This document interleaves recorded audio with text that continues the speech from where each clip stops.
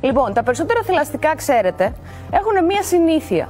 Να οριοθετούν δια της ουρήσεως την περιοχή τους. Το ίδιο ακριβώς κάνουν και όλοι αυτοί οι οποίοι προσπαθούν να καπηλευτούν ανεβάζοντας πανό και σημαίες στην Ακρόπολη με τη Γάζα, με τη Χεσμπολάχ, με τη Χαμάς, με τα ΛΟΑΤΚΙ σύμβολα και όλα αυτά που γίνονται.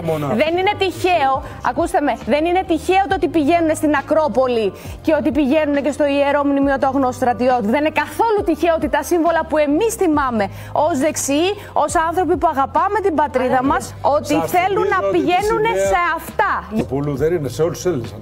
Όχι, ανήκουν σε αυτούς που τα σέβονται. Σε αυτούς που τα σέβονται, κύριε Στάθη. Θα σας απαντήσω με πρόσφατο γεγονός, το οποίο είδατε κι εσείς. Στο αεροδρόμιο. Τώρα που επέστρεψαν οι ακτιβιστές της πλάκας, γιατί πήγαν να κάνουν μαγκές στο Ισραήλ και έμαθαν απότομα ότι η θάλασσα έχει σύνορα. Ποιος πήγε και ύψωσε και κράτησε την ελληνική σημαία και ποια ήταν η αντίδραση όλων αυτών που δήθεν λέτε εσείς ότι αγαπάνε την Ελλάδα? Να τον απειλήσουν, να τον εκβιάσουν, να τον βρίσουν μπροστά στα μάτια της αστυνομίας επειδή σήκωσε την ελληνική σημαία και ουσιαστικά είπε η Ελλάδα ανήκει στους Έλληνες. Θέλω λοιπόν να ανοίξουμε τα μάτια μας και να δούμε την πραγματικότητα. Αυτοί οι οποίοι πηγαίνουν στο Ιερό Μνημείο του Αγνώστου Στρατιώτη και συνεβάζουν σημαίες της Παλαιστίνης και τις κρεμάνε όπου θέλουν. Ναι. Θέλετε να μας πείτε ότι δεν το κάνουν επίτηδες? Η σημαία της Παλαιστίνης. Λοιπόν, με ενοχλεί να τιμάμε τους αγώνες της αριστεράς. Αυτό με αυτή τη στιγμή υπερασπίζονται τη Χαμάς.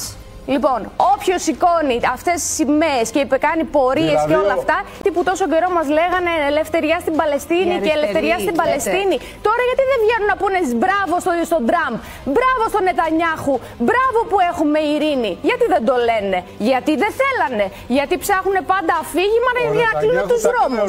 Να παίρνουμε την ιστορία, κανείς δεν θέλει να σκοτώνονται παιδιά και κανείς δεν θέλει να βλέπει τέτοιες εικόνες.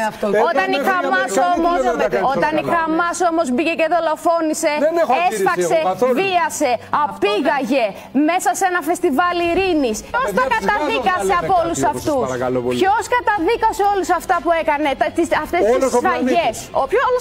Όλος ο πλανήτης. Α, μάλλον δεν έχετε εικόνα από τα social media. Λοιπόν, και μετά την ειρήνη, δείξτε και εικόνες που πάει η Χαμάς και σφάζει μέσα στη Γάζα τους ίδιους τους δικούς της. Λοιπόν, τους δικούς της. Να πάνε να δουν την περιουσία της κόρης του Αραφάτ. 9 δισεκατομμύρια ευρώ έχει η κόρη. 9 δισεκατομμύρια, ξέρετε πόσα παιδάκια τα ήσουν στη Γάζα? Ο Αραφάτ παραλίγο να φέρει την ειρήνη και να ιδρύσει Παλαιστινιακό. Ναι, εντάξει, που είναι κηρυγμένος τρομοκράτης. Με τα λεφτά στην τσέπη. Ο Αραφάτ τρομοκράτης.